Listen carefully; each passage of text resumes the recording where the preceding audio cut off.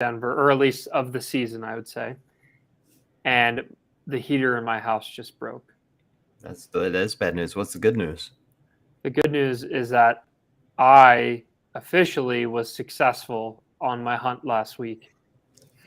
Oh wow! See, I thought you were going to say the good news was it's so cold at your house I don't have to see your nipples because you're going to keep your jacket on Yep. and a shirt for once. That's What do you good. think the bad news was? Oh, I had no idea. That was probably also you also would consider that bad news, knowing you. What? Yeah. So you had a successful hunt. Good for you. Congratulations. You're off the depressed list now. So good. And I got to do it with my brother there. It was pretty awesome. It was pretty epic. A shout out to my mom actually, because my mom went to some like local charity fundraiser function and like happened to mention that I was getting really into hunting to one of my old high school teachers. It's like, because I never hunted my entire life, I never remembered who was a hunter. Well, my favorite teacher of all my years of school is like an avid hunter and hunting guide.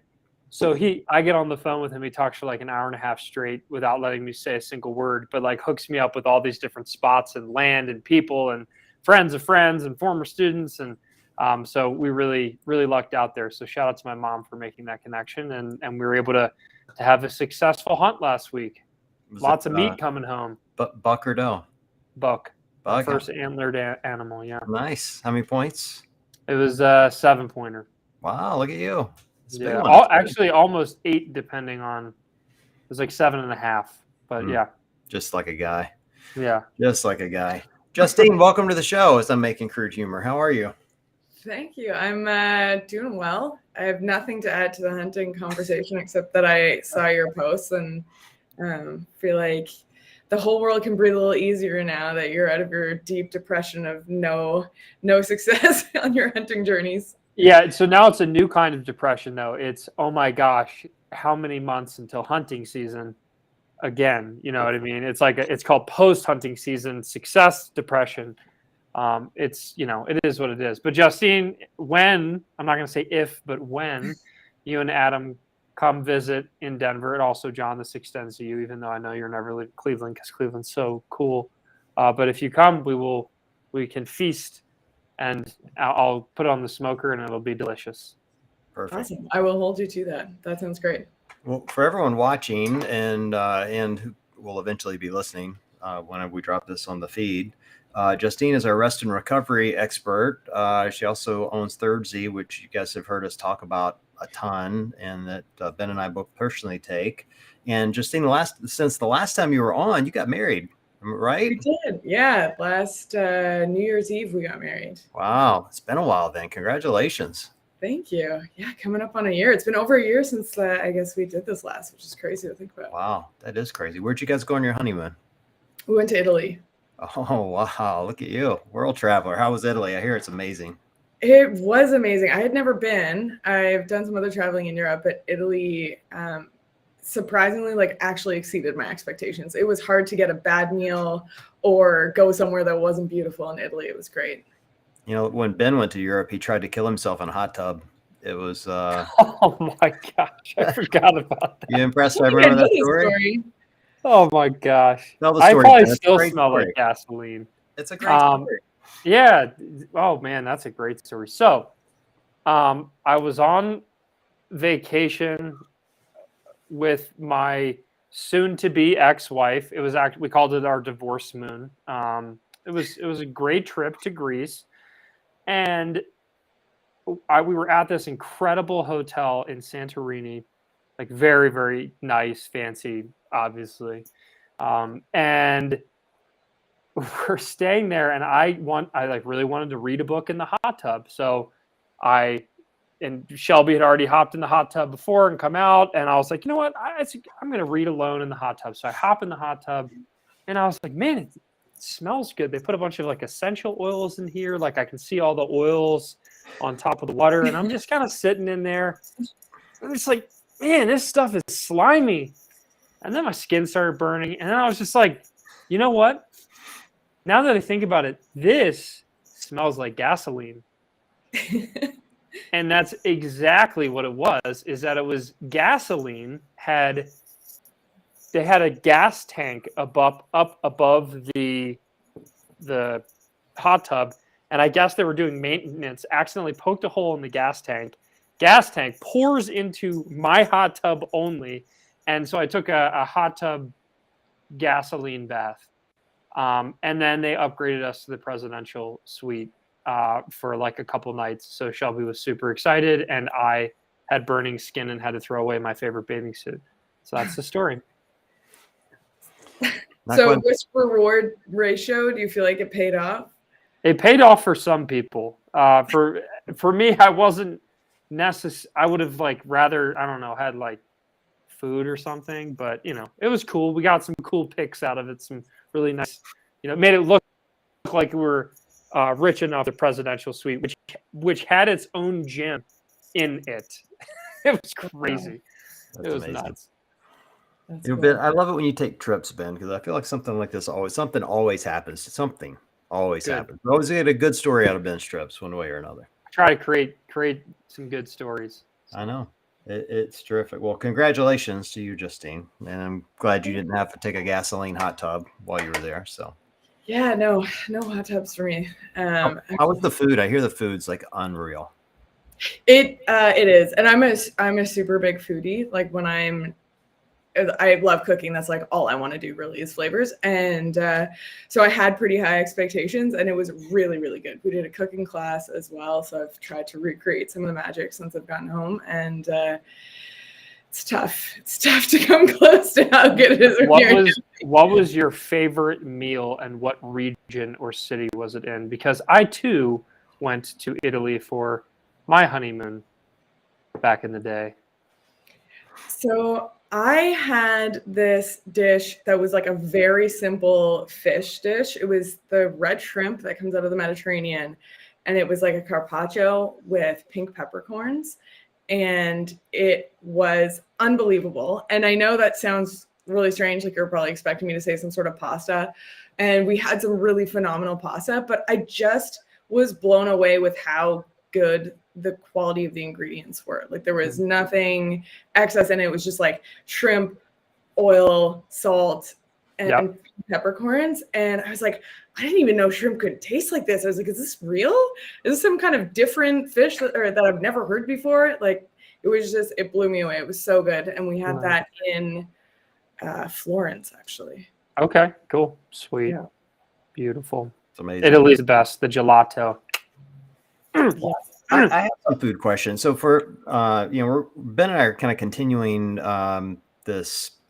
Well, I'm gonna call it a series. I don't know what we're going to end up calling it, Ben, but it's a series. This is a very professional. We're prepping for the Open, podcast right? series. So we're like 95 days out from the Open at this point, and so we brought you on to talk about rest and recovery, because obviously that's a very important component to training and getting ready. But I am curious, now that we're talking about food, like how much do you take into account food as part of it in regards to rest? Meaning, like, I always feel like there's a certain amount of time I have to have between eating dinner and going to bed in order to get good sleep, and sometimes even the quality of food that I'm eating prior to, regardless of how far out I'm going to bed. How much do you take into account, Justine?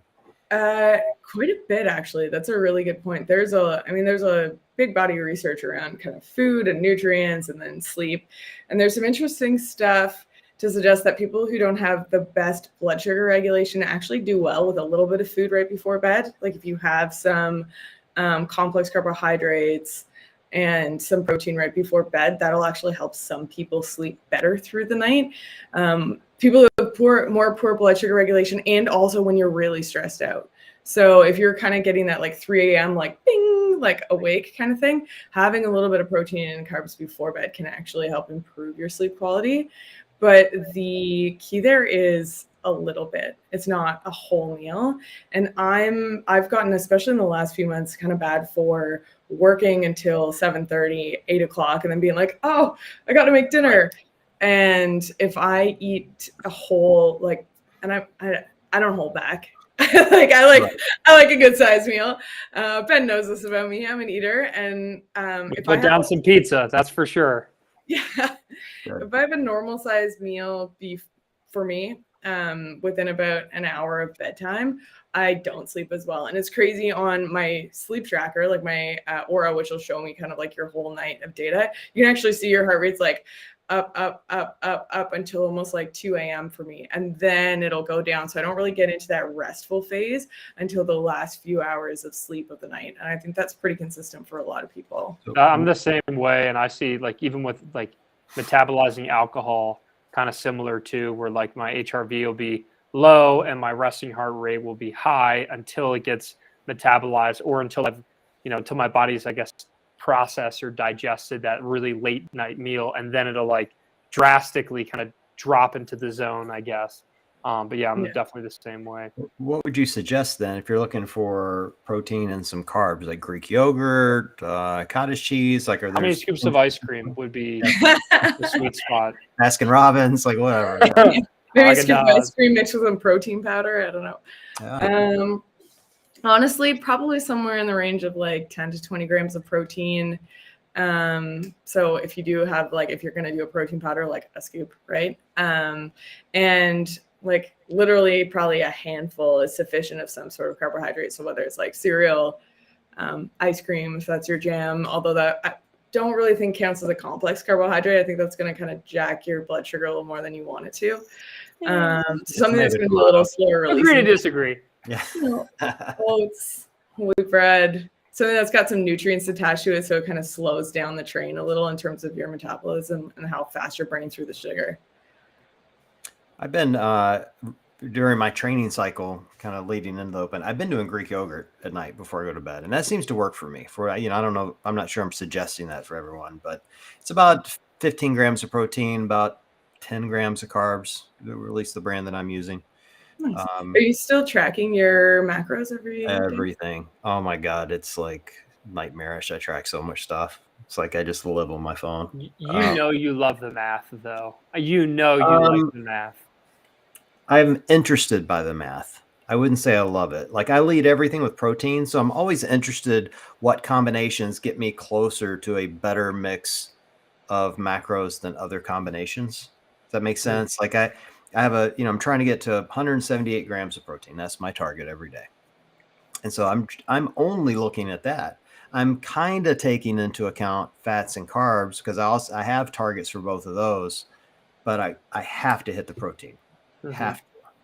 So I'm always interested in the end, what gets me closest to all three at one time. And then when I hit that, like today, I hit it damn near spot on. And then I'll tend to just like replicate that over and over and over. It's really boring.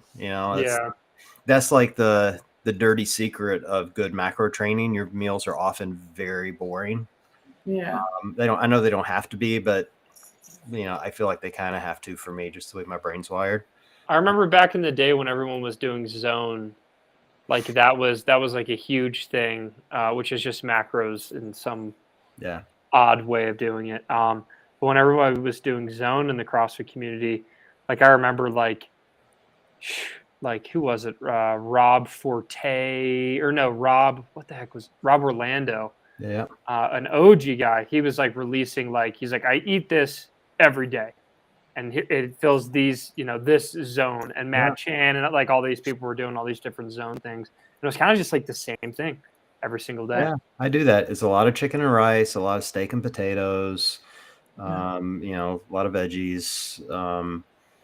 I found some foods that kind of hit the macros that I really like that, you got to have some stuff in there you like, or you're just not going to stick to it, So I have some, blueberry bagels that I have from time to time, some English muffins that I really like things like that help keep me on track mentally. Something to look forward to. I know it's sad when you think like, oh, he's looking forward to an English muffin. That's like the saddest moment of my life. But, you find things you like. And so I don't know. That thing you said about it being like the dirty secret is like, I think that's kind of the dirty secret to almost everything in health, in life, and work. It's like doing the like boring stuff over and over again. Like the stuff that works, you just like hit that over and over and over again, right? Like with sleep, the best thing you can do for your sleep is go to bed at the same time every night. That is legitimately the best thing you can do for your sleep, but it's so hard to do. Well, I found that with Third Seat, to be honest. I mean, and this isn't I know we're going to talk about your product, and I'm not plugging it here other than to say, like, I found it to be most effective for me if I take it at the same time every night, and I have to take it every night. I can't like do it every third night and expect to get great sleep. It's just like it becomes part of that routine. And it's the best thing I can relate it to. And the diet's kind of the same way too. There isn't one thing in my diet that I'm tracking, or my nutrition plan that I'm tracking, that's giving me success. It's like I could give you a list of 10 things that I focus on that combined are giving me greater success and performance. And I feel the same way around, sleep is one of those 10 things. And there are several factors that lead into that sleep that have been giving me success. Taking third Z at a specific time, winding down at a certain time, making sure my head hits the pillow at exactly the same time every night, getting up the next morning at the same time, not having coffee for 45 minutes after I get out of bed. Like all those things combined have contributed to a much better quality of sleep than what I was getting when I'm like, oh, I'll just take this melatonin and go to bed and I should sleep well. That works one night and you're fine, but the next night it doesn't work, and so for me, it's always been, or has become a contributing factor of 10 to 15 different things that are getting me better results. Totally. That makes total sense. And I love hearing that, by the way, that you're taking it every night and you're finding that it's like working out it's supposed to.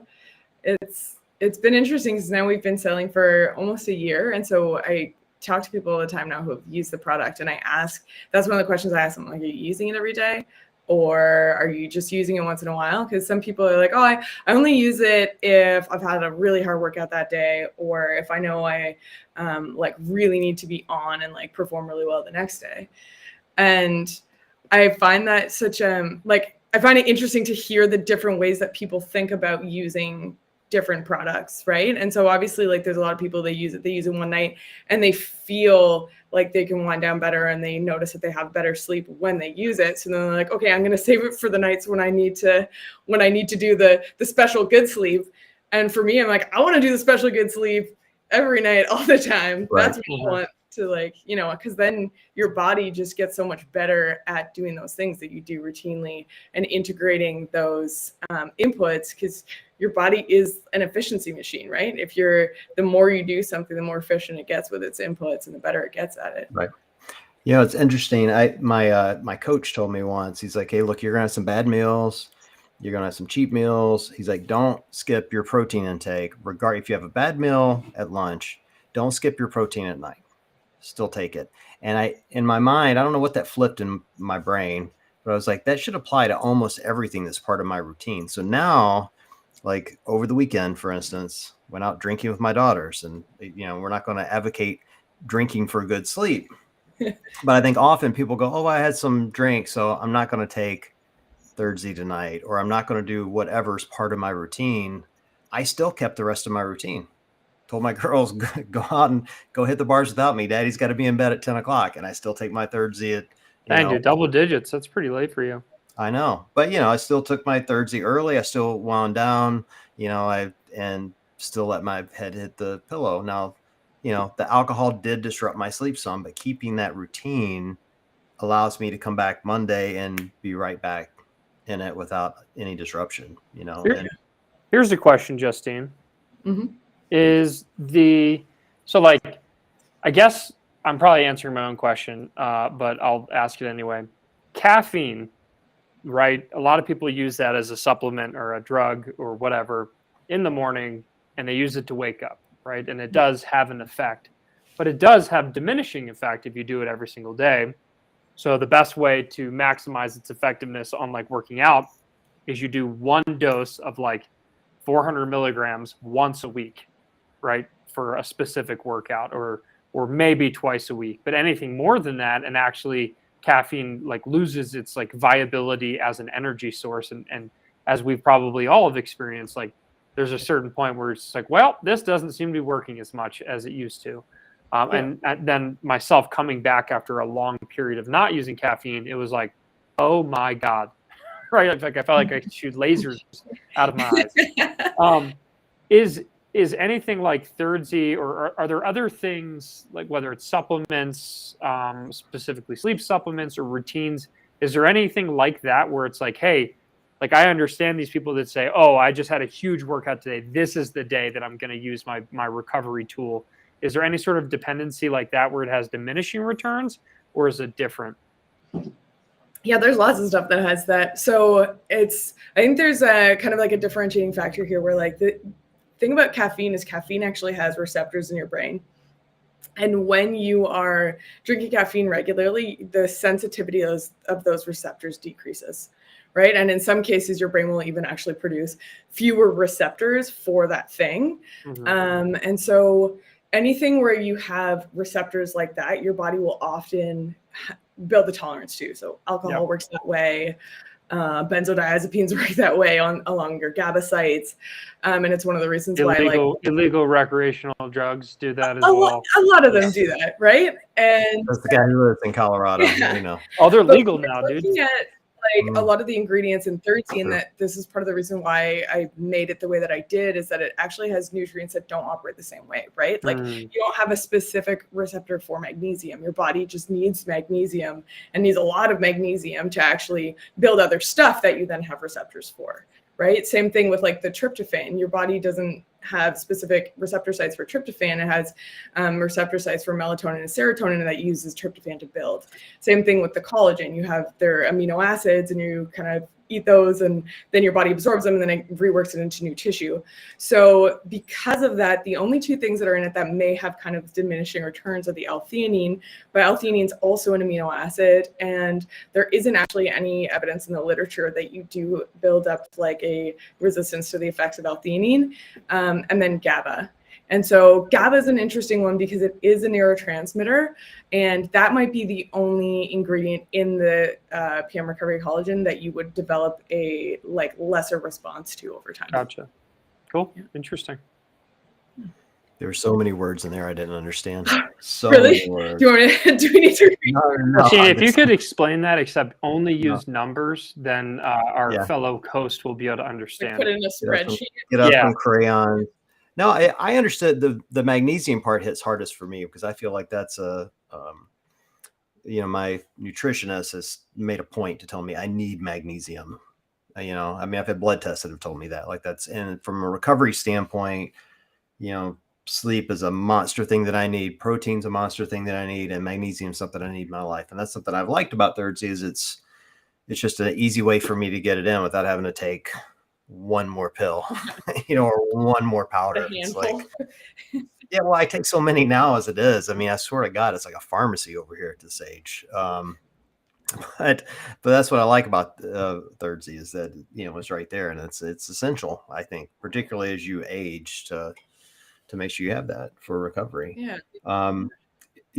I spent the last month not drinking. I took October off completely. I'm still not drinking much at all. And I'm not drinking at all in the house, which has helped the recovery. But I'm interested just the couple, I've had 2 nights in the last 2 weeks where I had like 2 drinks. And I was amazed after a month of not drinking how much those 2 drinks really impacted the quality of my sleep. Like you said it before, waking up at 3 o'clock and it's like, whoa, like, you're just awake, and the sleep I was getting was very restless. Why is that in layman's terms? Don't turn it out on me again. All right. I'm going to make it easy. So there's a couple of reasons. So when you're asleep, your brain needs to be really active. It needs to be doing certain things, right? Like passing messages from different regions of your brain around. And there's actually very specific electrical activity that happens in your brain. So there's sleep spindles, and then there's different kind of like brain waves that happen in, the right sequence to make sure that your brain and your emotional centers and memory and all these things are like recovering appropriately and storing things how they're supposed to. And alcohol is a sedative, and alcohol actually shuts down certain parts of your brain.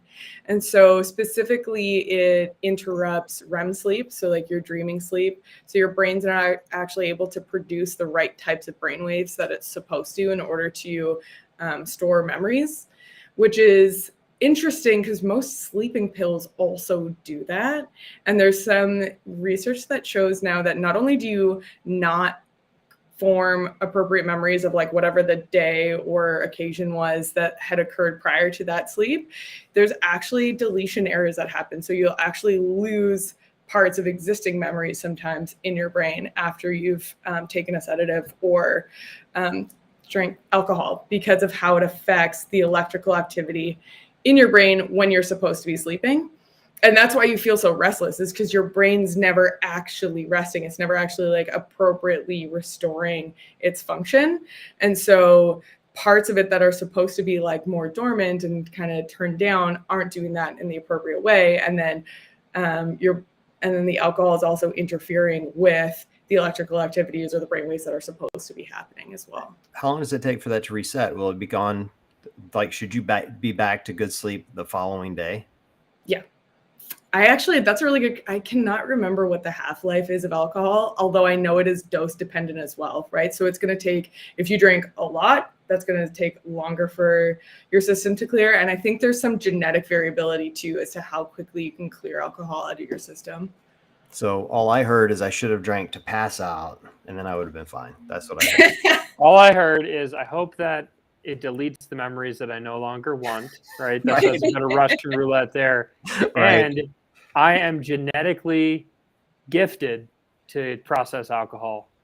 Like, throw it up for my gene lineage. Yeah, they're really good at that stuff. And it also makes sense why certain people in my family are always asking, hey, did I ever tell you that one story? It's like, yes, 5,000 times. Right. It all makes sense now. It was just interesting to me, though, after not having alcohol for that long a period, and then to have a small amount, how much it disrupted. Like I thought it would take far more than it did. Yeah. It was like 2 drinks, and they weren't even strong drinks. Like, it wasn't like I was wobbling around the house drunk. Like, I was fine. I wonder if that's simply because like your tolerance was it's probably a mix of both, but is it your tolerance is just so down that a little goes a long way, similar to like caffeine, right? Or maybe I'm lower body fat too, so that could have something to do with it. Or is it because like now you're operating at a better level, right? Like you feel the effects more, right? Like someone who is an elite level athlete, someone who treats their body really well all the time. Obviously, I'm talking about you, John. Someone who treats their body well all the time, if you add a little bit of negative stimulus, like it probably feels terrible. And it's kind of like, I mean, on the opposite side of the spectrum, when I see people like, you know, smoking cigarettes and eating fast food like together, I'm just like, wow, like they're able to do that every single day.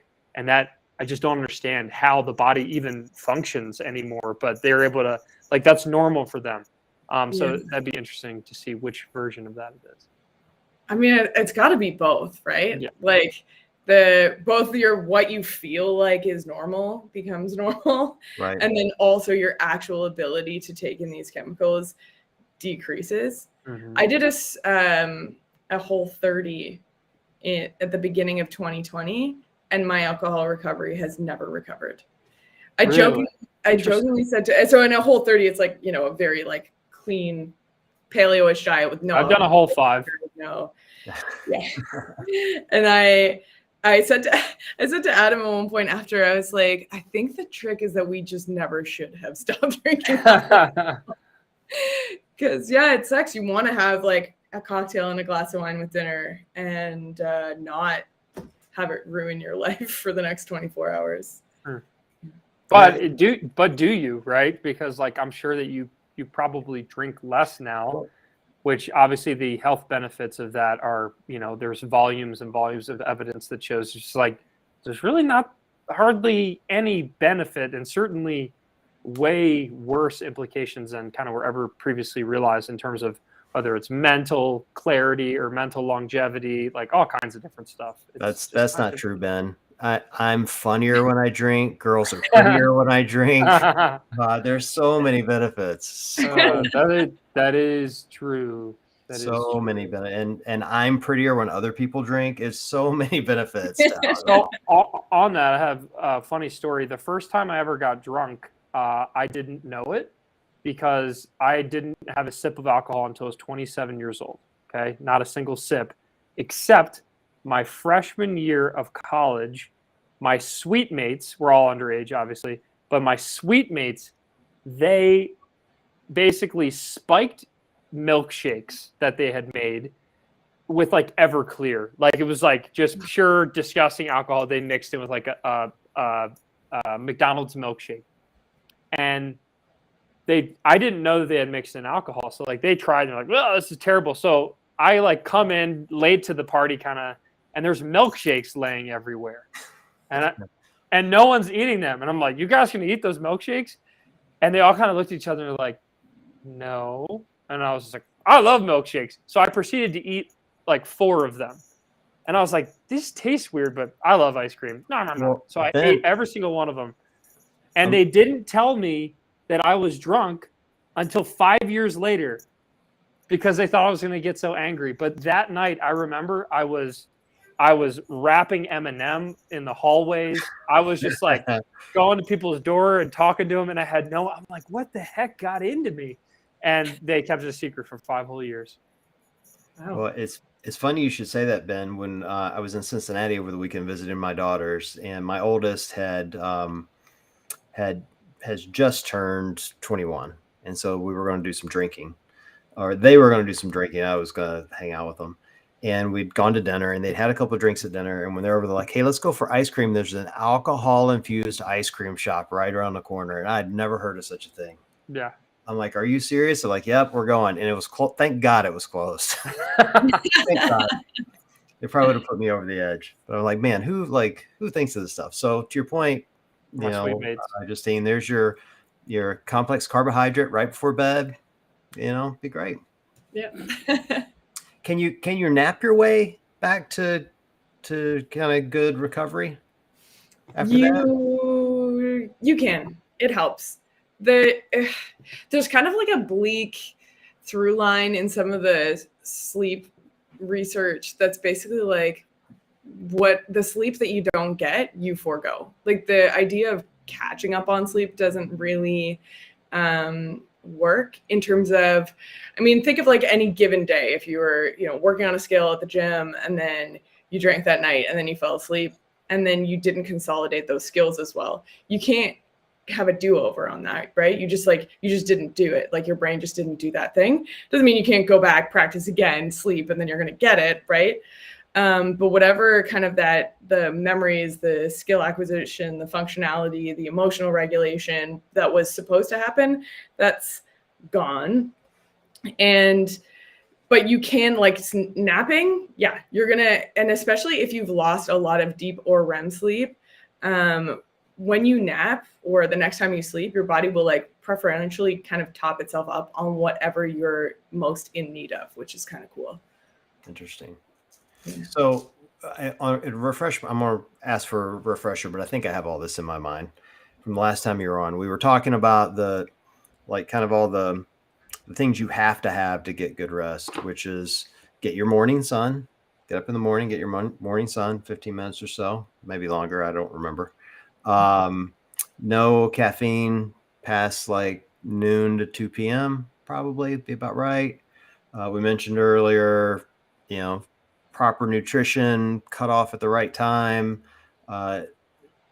winding down, getting rid of blue light, screen time early enough that you can get good rest, and then letting your head hit the pillow, kind of same time every night. Of that stuff, like all of those things are important and they all contribute. But if you had to pick one, because a lot of us have to prioritize our day, like we all have crazy days. Of that group, what's the one thing you're like, I'm not missing this every day. I'm absolutely doing this because it's the thing. It's the jam. Or is there one you can do it's that? The bee's knees, as older people say, like me. It is going to bed at the same time every day.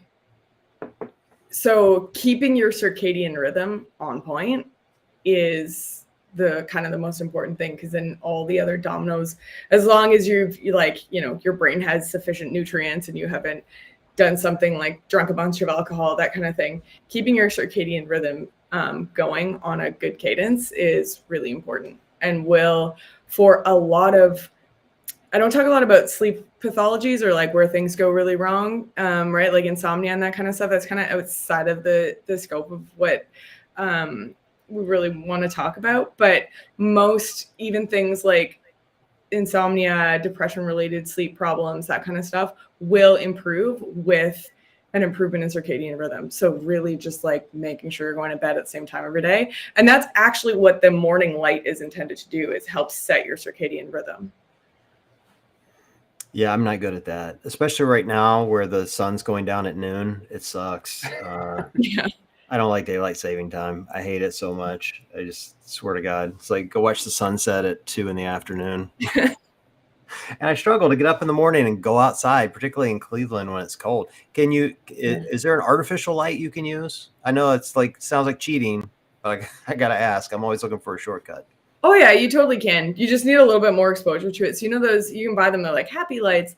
Look for anything that says that it has 10,000 lux, Lux, and that exposure to that for like 20, 30 minutes is pretty good. Even some of the ring lights that people use for, you know, taking selfies and that kind of stuff usually are bright enough that they can give some stimulus to your internal clock that way.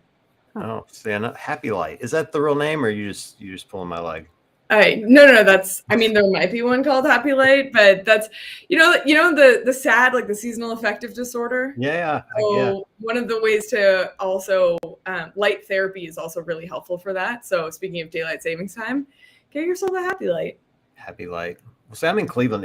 It's cloudy now, and we will not see the sun again here until April at the earliest. It's miserable. It's true. And you use the Happy Light in the morning specifically, or is it you just like put it in your window so it, you know, it's like, oh, it's still sunny outside, I'm not depressed?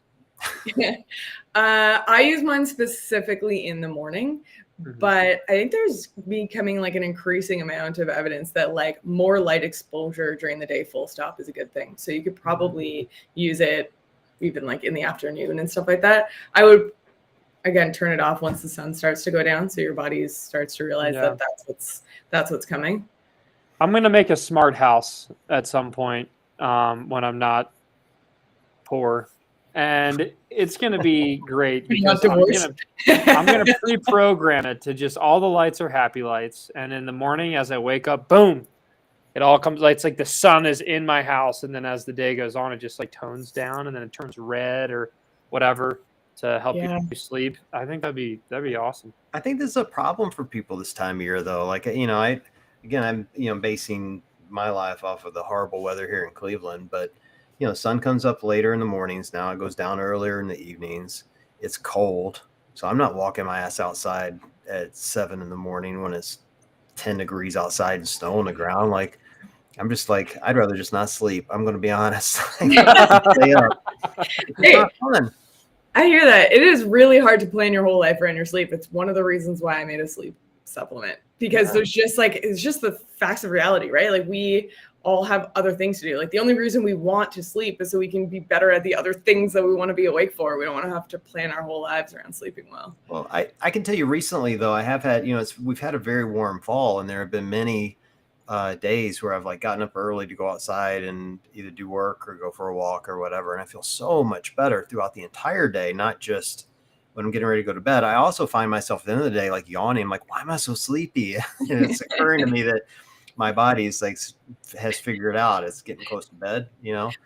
But on days like today, like had an interaction with nature and it's like, we know what to do now. Yeah. It's really an interesting thing. And like, on days like today where that didn't happen, I'm not feeling tired already, you know? Yeah. And so if there is an artificial source, I'm gonna go look for Happy Lights on Amazon now and see if I can figure that out. It's just one more thing, because for me, and you know, we've been talking about the open, like I'm trying to figure out how can I maximize recovery, particularly as a master's athlete, and every little thing is an advantage, and protein has been a monster advantage for me in fixing all my little tweaks and getting my nutrition in check and losing body fat and putting on muscle. And I have found that the more sleep I get, the better I perform in the workouts. You know, it's not magic, but I'm really starting to get a lot of data around it. And so if I can get that one extra thing that'll help me out where I go, man, I know I'm going to sleep good tonight because I'm yawning, I'm going to go after it. So now I'm going to look for it. What was it? 10,000 what? What'd you call it? Lux? Lux. Yeah. Lux. Lux. Like Yeah. luxury. Okay. Yeah. Yeah. People listening are like, well, he's an idiot. Everybody knows this, but I don't know this stuff. So No, that's why it's a kind of a detailed thing. Yeah. Justine, I know you and I have talked about it quite a bit, but it's interesting to me how many people probably hurt their fitness or maybe overall well-being, maybe not CrossFit performance, but overall well-being and health. They hurt it by doing ridiculously early morning workouts when they haven't gotten enough adequate sleep. Because I was a person that did this for a while. I was going to the 5 a.m. class at a local gym down the street. I'd like wake up at 4 in the morning, read my book, journal, do all the entrepreneurship things. My alarm was set at 3:55 because I wanted to be like Jocko Willink, and whatever. And I did that for a long time, for probably I probably did it for like 8 months. So not that long, but enough for me. Like I was in a groove, I was doing it, and I got sick, I think 3 times, like really sick 3 times in those 8 or so months. And I just blamed it on, Colorado must have some weird allergies. And then I just kind of realized, I'm like, I think it was about the time that the Whoop thing was popping off, like 4 years ago or 3.5 years ago. And I got an Oura Ring, I got a Whoop, and I just started realizing, like, oh my God, like, yes, I'm laying down for 6 hours or maybe 7-ish. I wasn't actually falling asleep for anywhere near that amount of time. And I just realized, like, it's sleep. I'm getting 4 hours of sleep. Like, this is terrible. This is why I'm getting sick. So then I just stopped. Literally, like, I started working out way less because the busyness of day, like, I'm really good at coming up with excuses. We can do a whole podcast on that, excuses not to work out. But I prioritized sleep, and I said, I'm going to get sleep no matter what. And then I'm going to add in workouts only after I've gotten really good sleep. And I have gotten sick so much, like maybe once since that period, a string of sicknesses. So it's just like hugely impactful for me. So everyone listening, if you like, it's okay to do it sometimes, right? Because there's a certain discipline to getting up really early and like keep staying on track and staying in your groove. But if you're like, I got to get to the gym to increase my performance, and you're sacrificing sleep in the meantime, you're probably doing it wrong. Yeah, my heart kind of hurts for people who can only work out for whatever reason at like 5 or 6 in the morning, because I think there's very few people for which that hour is a time that they would normally be awake if they didn't have to force themselves to be awake. And when you're waking up early, you're cutting off primarily your REM sleep. This is like, I don't know if we've talked about this before on the podcast, but you're not all the sleep throughout the course of the night is created equal. So usually when you fall asleep, the first few hours, you're getting a lot more of your deep sleep. And then the last few hours, you're getting more of your REM sleep. And REM sleep is basically your brain doing its own therapy. It's a time where it can like integrate memories, even memories that are painful, in like a safe space where it can actually like decharge some of that. In fact, there's some really cool research with PTSD. People with PTSD get almost no REM sleep. And that's like, and instead their nightmares and the dreams they're having are actually happening during breakthrough of other parts of their sleep, which is, a whole other thing. But anyways, you're cutting off your REM sleep. So you're really setting yourself up to be cranky all day long. And that's when most of your like memories are consolidated as well.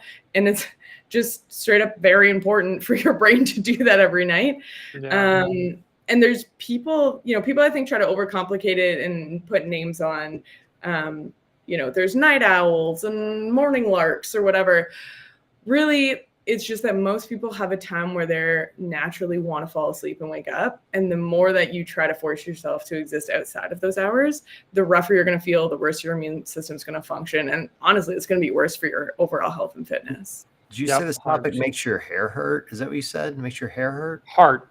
My heart hurt. I thought you said hair hurt. I'm like, man, that's rude. Man, okay. Hey, so I went on Amazon and they sell one, and it's quite literally called the Happy Light. Oh, really? And it's registered. It's like a registered name. So you should have trademarked that. You'd be loaded. They have a They should bunch give of me these an things. affiliate. I know you should get it. Do you have like some affiliate link we don't know about, because we have to disclose that if you do. They have a ton of these things. I'm gonna get one and we're gonna report back on it. Awesome. It's gonna be Actually, I fun. was going to ask Ben, when you were sleeping in the woods for like a month, were you sleeping amazing? Did you notice a huge difference? Well, the issue with sleeping in the woods for hunting season is, in order to hit the 2 peak times for hunting, you need to be up way before the sun comes up, and you tend to get to bed way after the sun goes down, because of the nature of the schedule of the day. But when I'm out there and I'm not, like for instance, like if I wake up at 4:30 in the morning to hike to my spot, obviously I'm getting up way earlier than I want to. And then normally I'm not leaving the woods and getting back to my camp until well after dark, because you need to maximize your shooting light. And then when you get back at like 9 p.m. or whatever, then you're eating this gargantuan meal and then trying to go to bed right after. So like there are a lot of things that conflict. But what I will say is you definitely feel the circadian rhythm. You start to, like, you feel, even if you don't have any caffeine, like amazingly energized as that sun's coming up. There's normally a bit of a natural lull in the afternoon, and then energized. And then as the sun sets, you start to get tired again. And you can like feel it and get exposed to it. And then especially on the scouting trips where I'm not actively trying to hunt all day. Oh yeah. Like I will sleep like an absolute rock and feel incredible in the mornings, even though I'm sleeping in a tent at altitude in the cold, and like all these other things are going against me. It's amazing how the body gets primed into the sunrise and sunset. Plus, his soul was at peace because he didn't kill anything. Yeah. So he felt better inside as well. Never letting that go, Ben. Thank you. Thank you. You're welcome. I'm very excited to maybe one day within the next 5 years be able to say that I had a fully successful season. You just had a successful hunt. Yes, You I just did. That's I did. exciting. I did. And that shit's hard too. For anyone that thinks like deer hunting is just like this really easy thing because you see deer in your backyard. Like I have deer in my backyard every day. I could go out back and feed those things by hand. Like they're basically tame. You know, Yeah. not the same in the woods. No. Not even close to the same in the woods. And Like, not the same when you're elk hunting. Oh my gosh. Like I said, when I was whitetail hunting, I'm just like, man, this is a lot easier than what I did in September. But anyway, long story short, Justine, yes, like seeing and being exposed to the sun, like even when I was sitting in the stand yesterday, I sat all day. Sun came up, I was in the stand, and I didn't move all day long, and then the sun went down, and it's amazing to feel the ebbs and flows of your energy. And then like as soon as you get out of those woods, like you're just naturally like exhausted, like I am ready to go to bed. So it's pretty amazing. I can have one final question because somebody asked a question in the comments about how long does it take to see results meal prepping and eating healthy, and we'll come back to that on a separate podcast. But I am curious, how long does it take to start seeing real results in sleep and like really focusing on sleep? Honestly, a few days. That's one of the cool things. Like when you do actually really start to focus on it, you should see a shift in you probably noticed at other points in your life, like where you've traveled and you've been jet lagged, right? It takes a few days for you to shift your circadian rhythm and start to sleep on a different timing. Your body can get used to new sleep habits and will start to get more efficient at those sleep habits pretty quickly. It's actually one of the few areas of your health where if you actually focus on it, you should see some returns pretty quickly. And what about returns though, and like actual recovery? Like that. I think that for me, that's the thing that why sleep is so important. It helps me build muscle, and all my little tweaks go way faster than the 90 to 180 days they were taking before. Right. Is there a time frame you can put to that, or should that also just start to kick in quicker, and what might have taken you 90 days before will take you 30 to 60? That's a really good question. I think that it would depend a lot too on like your total stress load as well, like what else you have going on outside of just focusing on, you know, like your sleep, your workouts, your nutrition. Because like, I mean, you also probably have seen this in your own life. When you're doing all of that stuff, when your body just works well, like you start to feel like the compounding results of all of it too. I think it would be tough to say, like, I think there's going to be a lot of individual variation there. It's a good question. Stump me, John. I'm going to have to do some research on that and see if That's there's all right. Here's a testimonial. Catherine came into the comments, says she used Third Z every single night for 4 months after an ACL reconstruction. And I swear it's the reason my recovery went so smoothly. So, you know, that's awesome, a nice testimonial, Catherine. right? Yeah, that's awesome. I'm so happy for you. I love that. And we'll also throw this on the screen real quick. But for anyone that wants it, if you want to buy some Third Z with a code SCALES, SCALEZZZ at thirdz.com, you get 25% off. When you go to buy it, Justine's little face is going to pop up and say, do you have any questions? And every time it pops up, I'm like, no, leave me alone. I know what I'm doing here. You know? Just close my face. Yeah, it's really funny. But you'll see it there, and it amuses me every time I see it. But and anyway, thirdz.com. So go check it out. It's very cool. Very cool stuff. Well, Justine, thank you for visiting again. Hold on. We have to issue a disclaimer. Do we? Don't mix Third Z with fizzy water.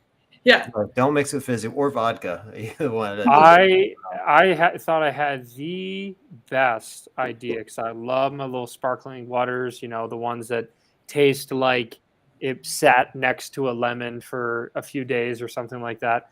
Well, I take my fizzy water and I was like, I'm going to mix in this delicious powder. So I take the Third Z, I pour it in the fizzy water, and I'm shooting a video literally for Justine. And I'm like, watch, this is my invention. And I do one stir and it it just blew up, overflowed, poured everywhere. So don't do that. But or if you do, if do your it in a kid shaker is bottle. doing a volcano experiment. Yes, it's actually perfect for for that. volcano experiments. Yeah. And they're It's going to great win for the that. science fair. I think that's still a science for winning technique. Yeah. It's very tasty. All right. So Well, just had Justine, to issue that disclaimer. we will get you back on before the open. We got 90 days for it. So we'll get you back on so you can school everybody right before they go in and have the huge stress load of 3 weeks of terrible workouts, because that's when all of our stress will go up, and we'll definitely need more advice around how to get good rest and recovery at that time. So Thanks for joining. Thank you for having me. Of course, Thanks, Ben, Justine. great seeing you. You look tired. You should get your rhythms in check and go to bed, bro. I am tired. I have been waking up very early and going to bed very late. And this morning was not excluded. There you go. We'll get some sleep, dude. All right. Well, for everyone listening and joining tonight, we appreciate it. We will be back next week.